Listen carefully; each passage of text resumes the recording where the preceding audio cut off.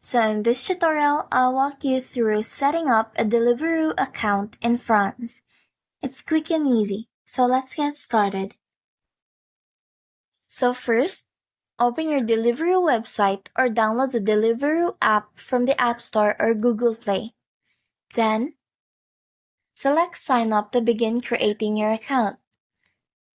Enter your email address, create a password, and add your name and phone number.